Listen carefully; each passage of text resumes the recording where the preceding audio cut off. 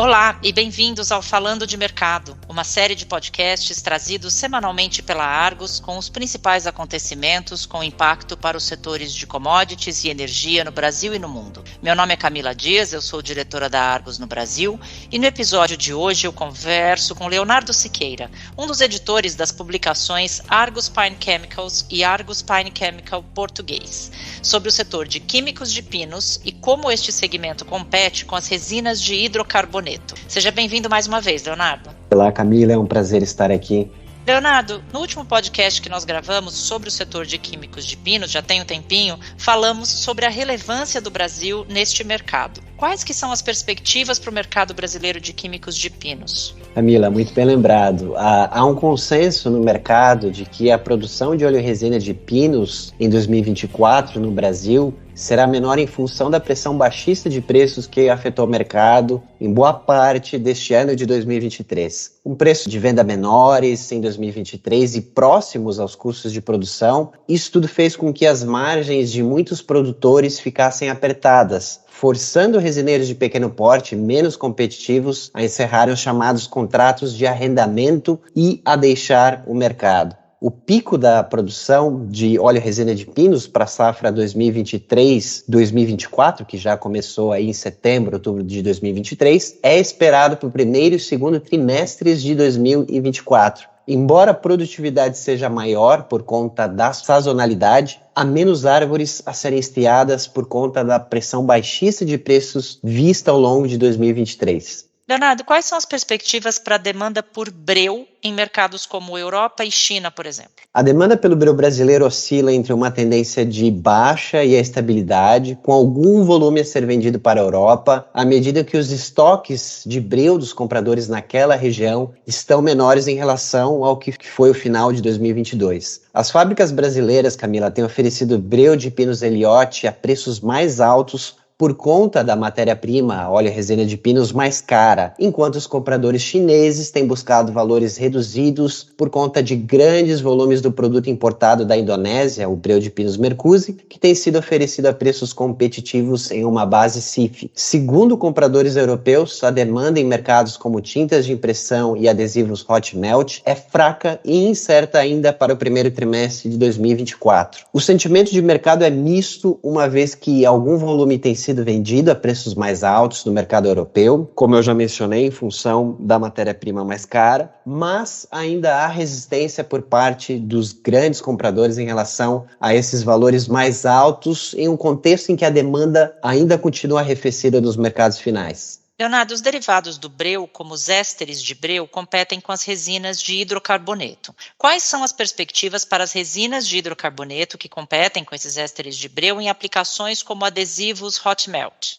Camila, segundo Steve Williams, que é o especialista da Argos, que lidera toda a cobertura do mercado de resinas de hidrocarboneto, através do serviço Argos Sea Hydrocarbon Resins, a demanda por estes taquificantes de hidrocarboneto na Europa no final do quarto trimestre, isso ainda em 2022, foi fraca. Essa mesma tendência manteve-se em boa parte de 2023. Houve, de fato, uma redução dos estoques no final de 2022, mas uma demanda estrutural mais arrefecida também foi notada durante o ano de 2023. Na Europa, a produção de taquificantes de hidrocarboneto foi fraca em 2023 e deve continuar em um ritmo mais lento em 2024. Nos Estados Unidos, a produção também foi menor em 2023, já que a demanda também diminuiu. De forma geral, a disponibilidade desses produtos concorrentes para os ésteres de breu, especialmente oriundos da China, é ampla. Já em termos de preço, esses produtos também tendem a ser mais competitivos. Os ésteres de breu de goma competem apenas com as resinas de hidrocarboneto? De forma geral, quais que são os fundamentos da demanda para estes derivados do breu?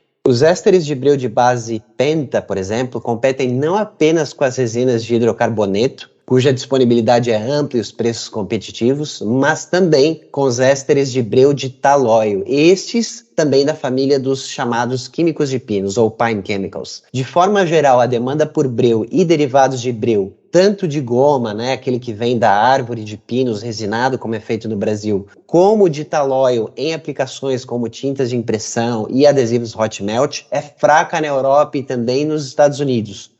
Olhando um pouco para o lado dos ésteres de breu de talóio, nos últimos meses e anos, várias papeleiras produtoras de talóio, ou CTO, fecharam suas portas nos Estados Unidos. Estima-se uma perda, Camila, entre 100 e 120 mil toneladas de CTO. Nos Estados Unidos, uma fracionadora de CTO anunciou, por exemplo, o fechamento de uma refinaria em DeRidder, Louisiana, o que deve impactar a oferta de ésteres de breu de talóio para tintas de impressão. Nesse sentido, participantes do mercado no sul da Europa e no Brasil relatam estar em contato com clientes nos Estados Unidos que estariam interessados em ésteres de breu de goma. Portanto, pode haver alguma substituição dos ésteres de breu de talóio para os ésteres de breu de goma, mas ambos competem com as resinas de hidrocarboneto. Leonardo, você poderia comentar o que a indústria espera para o mercado de terebintina?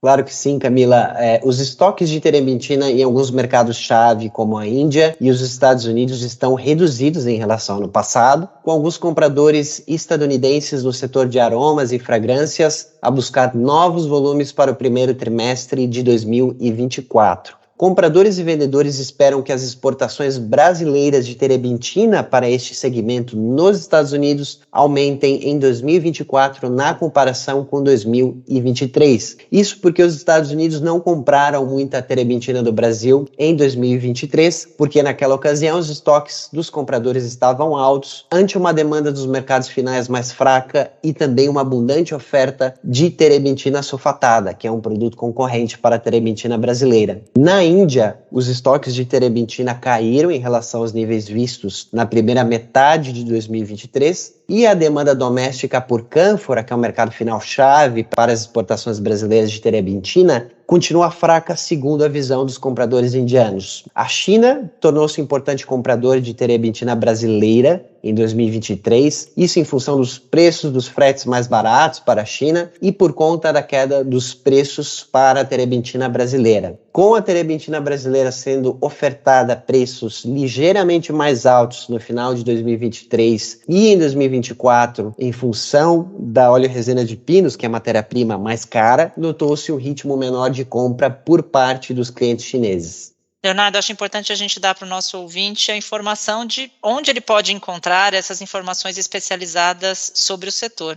Muito bem, Camila. A Argus publica quinzenalmente o relatório Argus Pine Chemicals em inglês e em português. A publicação em inglês abrange não apenas preços e perspectivas para óleo-resina de pinos na China, no Brasil e nos mercados asiáticos, mas também inclui preços para o ácido graxo de talóio, chamado TOFA, e o talóio, também conhecido como CTO, na Europa e nos Estados Unidos. Para mais detalhes, o ouvinte pode também visitar o seguinte site, view.argusmedia.com/finechemicals. Perfeito, Leonardo. Muito obrigada por mais uma participação no Falando de Mercado. Esse e os demais episódios do nosso podcast em português estão disponíveis no site da Argus em www.argusmedia.com/falando-de-mercado. Visite a página para seguir acompanhando os acontecimentos que pautam os mercados globais de commodities e entender os seus desdobramentos no Brasil e na América Latina.